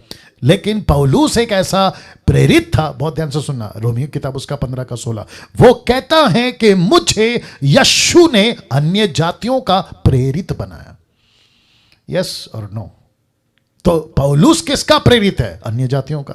पौलुस किसका पास्टर है? अन्य जातियों का। अन्य जाति कौन? ऐसी जाति, बहुत ध्यान से सुनना, कनेक्शन दे रहा हूं, जिसकी भाषा में पौलुस 10,000 भाषाओं के शब्दों का इस्तेमाल करते हुए पाया गया। पहला कुरिन्थियों 14 अध्याय वचन आप जानते हैं 17, 18, 19 में। Can you believe this? कभी इस शहर तो कभी उस शहर, कभी इस गांव तो कभी उस गांव। बाइबल किसी के पास नहीं थी। बाइबल कब आई दोस्तों? परमेश्वर के लोगों, टोटल बाइबल कब आई पूरे दुनिया में? 6th सेंचुरी में। Can you believe that? 6th century में कंप्लीट बाइबल, जिसको हम लोग कहते हैं 66 बुक। लेकिन उसके पहले क्या होता था? 2 तिमोथी 3 का 16, जहां पे पौलुस कहता है कि हर एक पवित्र शास्त्र परमेश्वर की प्रेरणा से रचा गया। वो कौन सी किताबें थी? वही जिक्र करा जो लूका के 24 के 45 में यीशु ने कहा, भजनों की किताबें, नबियों की किताबें, मूसा की किताबें। लेकिन यीशु की किताबें कहां थी पहली सदी में? मूसा की किताबें थी मानता हूं, यशायाह की किताब थी मानता हूं, नबियों की किताबें भी थी मानता हूं। लेकिन नबियों की किताबों से क्या सीखेंगे? खतना करना। मूसा की किताबों से क्या सीखेंगे? मंदिर में बलि चढ़ाना। लेकिन यीशु की किताबों से क्या सीखेंगे? उद्धार मिलता है विश्वास से, स्वर्ग मिलता है बपतिस्मा से, परमेश्वर के पीछे चलने से। ये बातें तो नहीं लिखी है ना मूसा के 5 किताबों में, नबियों की किताबों में और भजनों की किताबों में। ये तो मत्ती, मरकुस, लूका, यूहन्ना में लिखा है। तो यीशु के बातों को पौलुस कहता है मैं उनको फॉलो करता हूं, तुम मुझे फॉलो करो। बहुत ध्यान से सुनिएगा। अब ये फोटो देख लो। तो उसने कहा कि मेरे पीछे चलो, क्योंकि उनके पास बाइबल नहीं होती थी। लेकिन ये शब्द देख लीजिएगा और साथ ही साथ में ये कनेक्शन, लेकिन उनके पास, किनके पास? अन्य जातियों के पास यीशु का चरित्र वाला प्रेरित पौलुस था। वाह वापस आ रहा हूं। उनके पास यीशु का चरित्र वाला प्रेरित पौलुस था। तो जब उसने कहा, मैं फोटो पीछे ले जा रहा हूं, जब उसने तिमोथी को कहा होगा, टाइटस को कहा होगा, बरनबास को कहा होगा, किसी और को कहा होगा, अपने जमाने के लोगों को कहा होगा, जिसमें 10,000 दूसरों की भाषा, जिसको कहते हैं टंग्स, ग्लोसा, नॉट जिब्रिश, जो आजकल चल रहा है मूर्खों की भाषा, वो नहीं। लेकिन पौलुस कहता है ऐसों को कि तुम्हारे पास में आज पूरी बाइबल नहीं है, तो क्या हुआ? तुम्हारे पास एक ऐसा प्रेरित है जो यीशु का चरित्र रखता है। तो तब उसने कहा मेरे पीछे हो लो। अब इसको देखिए, पहला कुरिन्थियों 4 का 15, वो कहता है, बहुत ध्यान से सुनना, क्योंकि यदि मसीह में तुम्हारे सिखाने वाले 10,000 भी होते तो भी तुम्हारे पिता बहुत नहीं हैं, इसलिए कि मसीह यीशु में सुसमाचार के द्वारा मैं तुम्हारा पिता हुआ।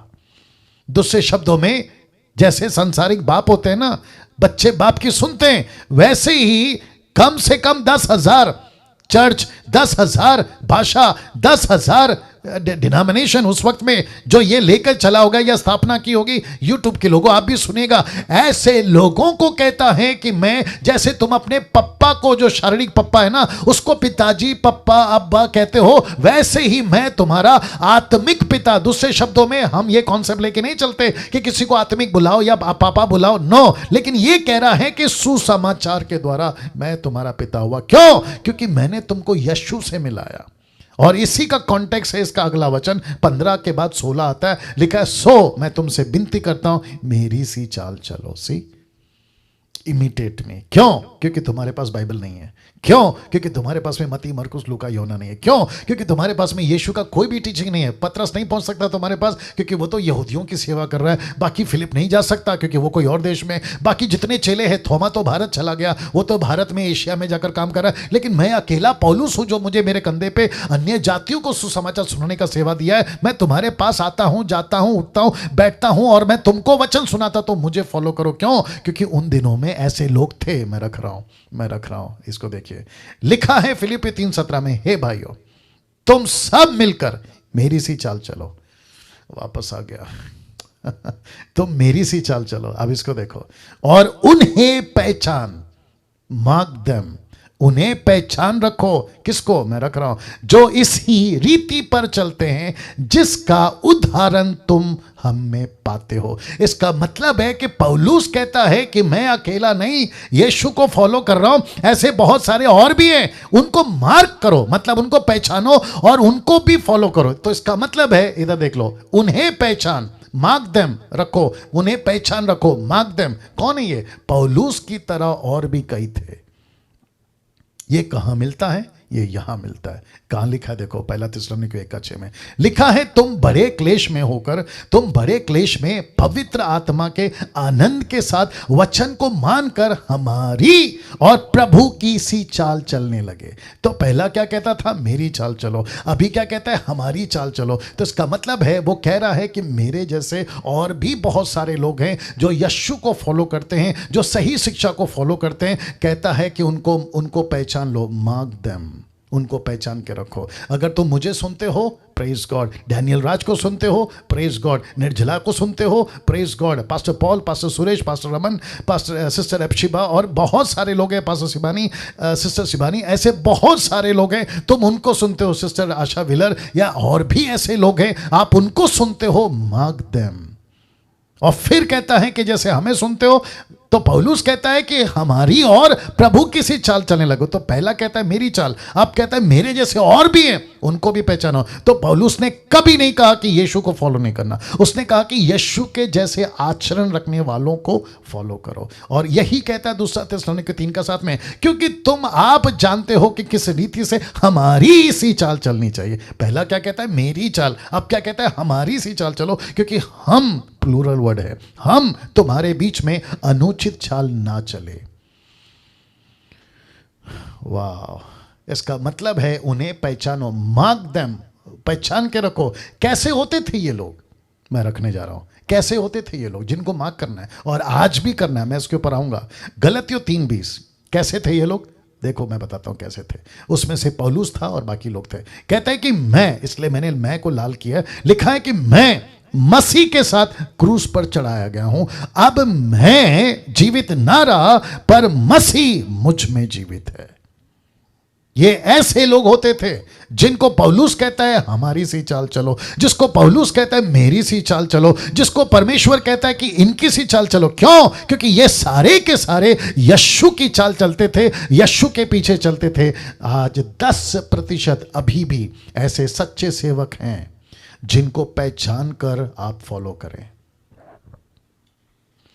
जिनको आपको पहचानना होगा। मुझे बेहद खुशी है कि अभी जितने भी लोग जुड़े हैं, आपने डैनियल राज को पहचाना। जितने लोग बाकी हमारे जो टीम के लोग हैं, आप लोग उनको सुनते हैं, आपने उनको पहचाना। मैं नेपाल के लोगों से कहना चाहूँगा, नेपाल के जितने भी लोग अगर देख रहे हैं, आपने सिस्टर निर्जला जी को पहचाना, आप उनको सुन रहे हैं, आप उनको फॉलो कर रहे हैं, मार्क देम, उनको पहचान रखो। निर्जला के साथ में बहुत सारी टीम है, मार्क देम, पहचानो।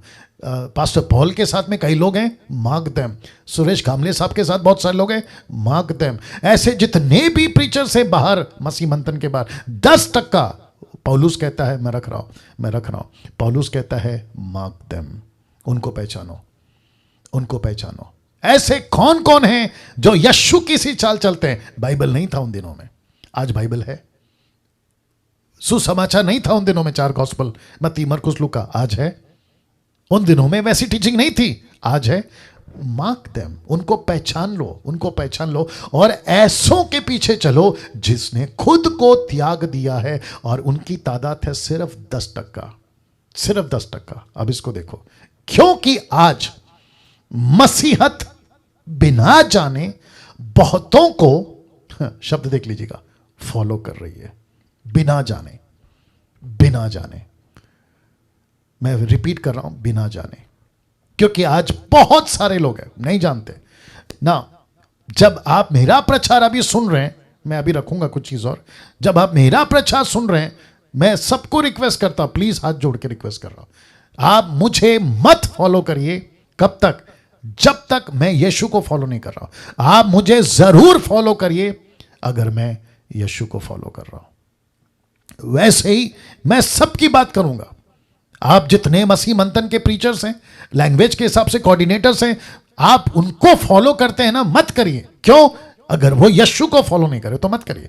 लेकिन अगर वो यीशु को फॉलो कर रहे हैं, यीशु के फुटस्टेप पे चल रहे हैं, उनका चरित्र ऐसा है, रख रहा हूं, उनका चरित्र ऐसा है, मसीह के साथ वो क्रूस पे चढ़ गए, अब मसीह उनमें नहीं है, वो उनमें नहीं है, लेकिन मसीह उनमें जीवित है, ऐसों को जरूर फॉलो करिए। लेकिन किसको फॉलो नहीं करना है मैं वो भी बता देता हूं, क्योंकि आज बहुत सारे लोग बिना सोचे समझे किसी को भी फॉलो कर रहे हैं। ये दुख की बात है। Don't follow all these.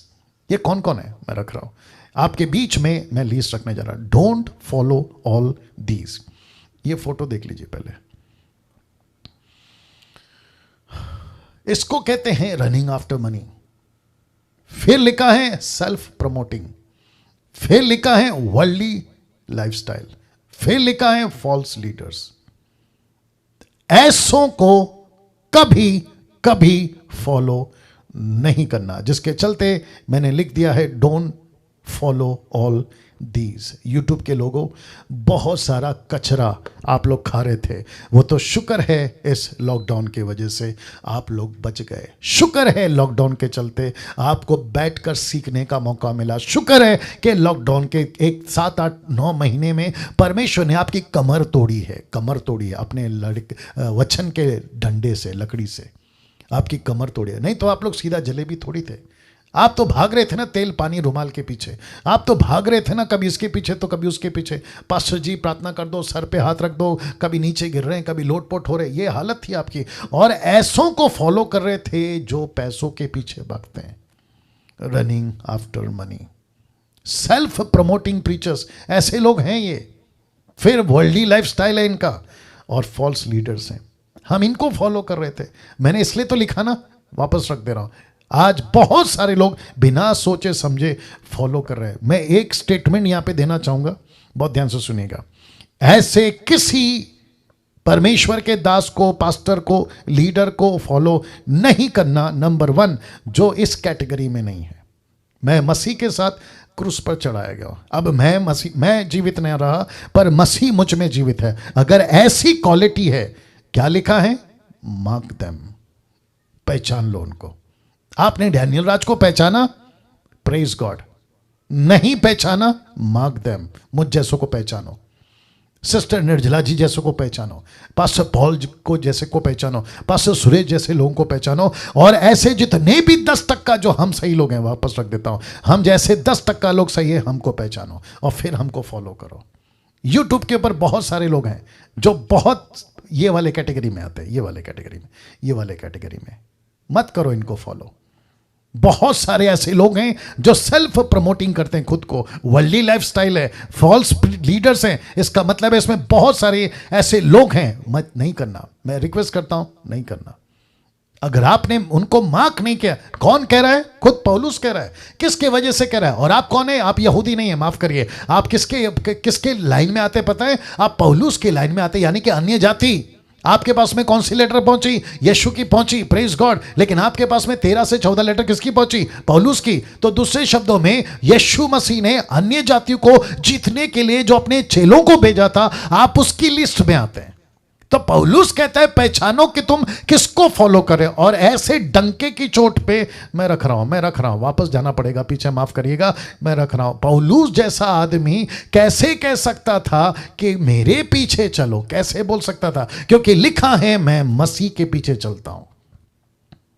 अगर ऐसा कोई लीडर अमेरिका में, अफ्रीका में, जापानीज कंट्री में, भारत के देश में, या फिर पूरे भारत के अंदर जितने भी नाटकबाजी चलती है, वो चाहे पंजाब हो, गुजरात हो, महाराष्ट्र हो, कर्नाटका हो, आंध्र प्रदेश हो, तमिलनाडु हो, या झारखंड हो, उस तरफ में नॉर्थ हो, ये सभी जगह पे अगर लीडर कहते हैं चर्च फॉलो मी, तो चर्च को एक ही बात पूछना होगा, उनको पहचानना होगा, यस पास्टर हम आपके पीछे चलेंगे, लेकिन आपकी गिनती इनमें नहीं होनी चाहिए। मैं रख रहा हूं, आपकी गिनती इसमें नहीं होनी चाहिए। जिसको कहते हैं ये लोग, जिसको कहते हैं ऐसे लोगों में आपकी गिनती नहीं होनी चाहिए। ये सारे लोगों में अगर इसमें है, मैं कहता हूं कि उनको फॉलो करना बंद करिए, उनके चर्च जाना बंद करिए। और उसमें सबसे ज्यादा, मैं एक बार लिस्ट भी बना दूंगा इसी डीटी के अंदर, ये जो टंग्स बात करते हैं, नंबर 1, ऐसे लोगों के चर्च में नहीं जाना। जहां पैसों को लेकर बात होती है, ऐसे चर्च में नहीं जाना। पैसे जबरदस्ती मांगे जाते हैं, दशमांश के नाम पे क्या कहते हैं, चर्च का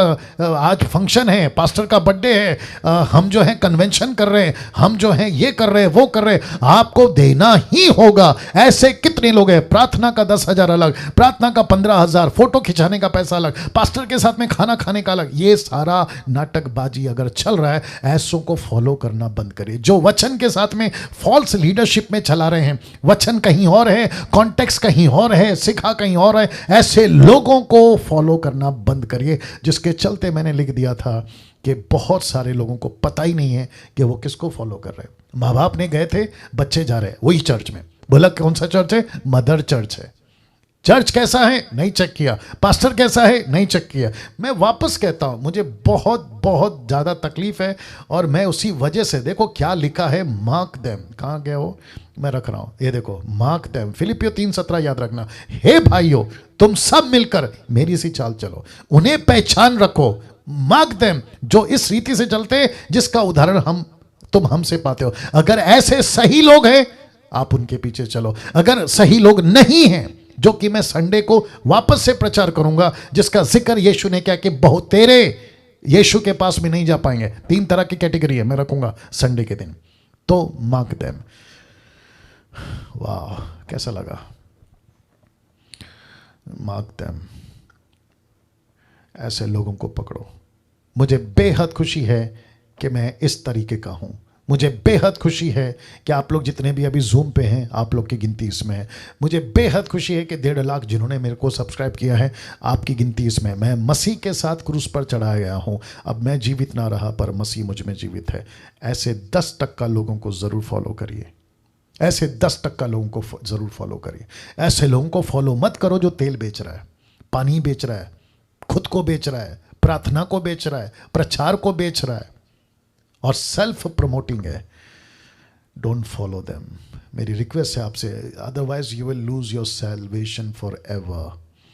आप अनंत काल के लिए अपना जीवन उद्धार खो बैठोगे। सो ये फोटो को भी मैं एडिट करके डालूंगा यूट्यूब के ऊपर और आप लोगों को भी दूंगा। अब यहाँ से कल एपिसोड नंबर 16 जो कि लास्ट होगा इस हफ्ते का, और टॉपिक मैंने आपको बता दिया पवित्र आत्मा, और साथ ही साथ ये भी ऐड करूंगा जो मैंने अभी बताया, चरित्र को लाइफ टाइम बना के रखना, ये आपका काम है। तो मसीह मंथन बैठक का ऑनलाइन चर्च स्टार्ट हो चुका है जूम के ऊपर, और ये एवरी संडे चलेगा 7 से लेकर 9 बजे तक according to Indian standard time. प्रभु भोज है इस संडे, जो कि हर महीने के पहले रविवार को होगा। और साथ ही साथ आपको मैंने बता दिया कि क्या क्या यूज़ करना है, ज़्यादा परेशान नहीं होइएगा। इन 3 में से किसी भी का एक सहारा लीजिए। और अंगूर का जूस आप यूज़ कर सकते हैं, ये जैसा लिखा है मैंने आपके लिए। और बीच में जो फोटो रखा है ना, आप उसको देख सकते हैं। ऐसे बैठकर आपके घर के लोगों के साथ, पड़ोसियों के साथ, जो विश्वासी हैं, याद रखो, जिसका बपतिस्मा नहीं हुआ है। कई लोगों ने मैसेज किया है कि पास्टर जी हमारा बपतिस्मा नहीं हुआ है, हम क्या करें, क्योंकि परिस्थिति ऐसी है कि हम बपतिस्मा नहीं ले पाए 1 साल से, 2 साल से, 3 साल से, लेकिन हम पक्के विश्वासी हैं, मजबूती है। और साथ ही साथ मैं आपको ये भी बता दूं कि अभी जूम के ऊपर एक भाई हैं, नाम नहीं लूँगा, उन्होंने मुझे मैसेज किया, बोला पास्टर डैनियल कैसे पता चलेगा कि वो लोग विश्वासी हैं कि नहीं, तो कुछ टेस्ट रखते हैं। मैंने कहा, हालांकि उनको जवाब नहीं दिया, बट मैंने खुद को कहा, मैं कौन होता हूं किसी के फेथ को टेस्ट करने वाला। ऊपर बैठा परमेश्वर है ना, फेथ को टेस्ट करने वाला। फिलिप ने नहीं पूछा ना खोजा को, पक्का सर्टिफिकेट दे या सबूत दे, ऐसा नहीं बोला। उसने कहा अगर तू मन से विश्वास करता है मैं तेरे को बपतिस्मा देने के लिए तैयार हूं। मैं क्या कर सकता हूं आपके साथ? मैं सिर्फ इतना पूछ सकता हूं क्या आप विश्वासी हैं? अगर आप हाँ कहते हैं तो मैं मान लूंगा। मैं ये कह सकता हूं कि आप पूरे जीवन भर प्रभु के पीछे चलोगे, अगर आप हाँ कहते हैं तो मैं मान लूंगा। लेकिन मैं आपको कैसे चेक करूं? ऐसा कौन सा इंजेक्शन लगाऊं या ऐसा कौन सा दवाई पिला के या ऐसा कौन सा स्कैनिंग मशीन है कि आपको खड़ा कर दूं और आप सच्चे निकल जाएं? नहीं कर सकते ना। हम आपकी बातों पे विश्वास करते हैं। क्यों? क्योंकि आप प्रभु पे विश्वास करते हैं। तो उसी आधार पर होगा। बपतिस्मा नहीं हुआ है, मैं जानता हूं, देर सवेर आपका बपतिस्मा हो जाएगा। लेकिन कुछ लोग कहते हैं बिना बपतिस्मे क्या प्रभु बोझ क्यों देते थे? तो फिर मैं पूछूंगा आप बिना बपतिस्मा का उसका दशमांश क्यों ले रहे? तो बपतिस्मा के लिए भी शर्त रखो ना, माफ करें, दशमांश के लिए भी शर्त रखो ना कि जब तक आपका बपतिस्मा नहीं होगा हम आपका दशमांश नहीं लेंगे। ऑफरिंग ले लेते हो, पैसे ले लेते हो, उनको कहते हैं कि तुम दान डालो, चंदा डालो, अपना पैसा डालो, वो क्यों लेते हो? और साथ ही साथ बपतिस्मा नहीं लिया उसकी मजबूरी है, आज नहीं तो कल वो ले लेगा। लेकिन अगर आज और कल में अगर वो मर गया तो क्या नर्क जाएगा? नहीं। जब प्रभु उसको मिल गया बिना बपतिस्मा के, क्योंकि उसने विश्वास किया, उद्धार मिल गया बिना बपतिस्मा के क्योंकि उसने विश्वास किया। मरकुस का 16 कहता है जो विश्वास करे और बपतिस्मा ले उसी का उद्धार होगा। लेकिन आगे क्या कहता है? जो विश्वास नहीं करेगा वो दोषी ठहरेगा। तो विश्वास 2 बार है, बपतिस्मा 1 बार है। तो डैनियल राज बपतिस्मा के खिलाफ है? बिल्कुल नहीं। मैंने खुद बपतिस्मा लिया है, मेरी कलीसिया बपतिस्मा लेती है, और जितने भी मेरी टीचिंग है उसमें यही है कि बपतिस्मा होना चाहिए 1 बार डुबाकर, पिता पुत्र पवित्र आत्मा के नाम से। I hope you got the point. Now, क्या आपने मसीह मंथन बैठक ग्रुप से खुद को जोड़ लिया है? नहीं जोड़ा है तो जोड़िए।